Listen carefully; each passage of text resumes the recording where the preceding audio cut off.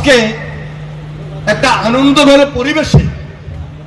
এই যে আমাদের মধ্যে যে একটা নতুন সম্পর্ক, দীর্ঘদিনের যে সম্পর্কটা ছিল বর্তমান ছাত্রদলের সঙ্গে যে একটা আন্তরিকতা, এটা অনেকাংশে বৃদ্ধি পেয়েছে। এটাকে ধরে রাখাই হলো বর্তমান ছাত্রদল এবং ভবিষ্যতে যারা ছাত্রদলে আসবে তাদের জন্য একটা বড় দায়িত্ব এবং অনুকরণীয়। আমি আজকের এই অনুষ্ঠানে আনন্দ মুখর একটা যে পরিবেশ সৃষ্টি হয়েছে, এই পরিবেশটা যেন ধরে রাখতে পারি, তারাও যেন ধরে রাখতে পারে, এই চেষ্টাটুকু তারা করবেন এবং করার মধ্য দিয়ে বাংলাদেশে বর্তমানে যে একটা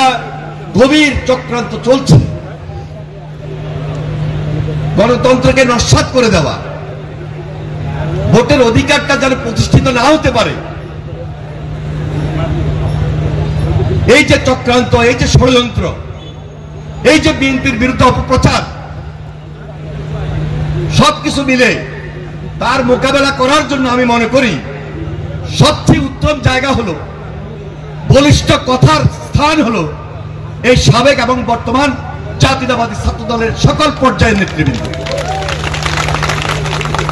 আমরা সচেতন আছি, আমরা সতর্ক থাকব এবং বর্তমান ছাত্রদল এবং প্রাক্তন ছাত্রদলের সকল পর্যায়ের নেতৃবৃন্দ যে যেখানে আছি সর্ব জায়গা থেকে বলিষ্ঠ ভূমিকা এমন ভাবে পালন করব যেন আমাদের লক্ষ্য যেটি ছিল এই ফ্যাসিস্টের বিরুদ্ধে, এই অত্যাচারী হাসিনার বিরুদ্ধে আমার যে টার্গেট সুন্দর বাংলাদেশ গড়ে তোলা, আমরা সেখানে বলিষ্ঠ ভূমিকা পালন করার ক্ষেত্রে বিএনপির ভারপ্রাপ্ত চেয়ারম্যান জনাব তারেক রহমানের হাতকে শক্তিশালী করব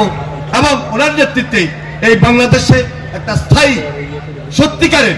গণতন্ত্র প্রতিষ্ঠিত হবে, এটাই আমাদের প্রত্যাশা।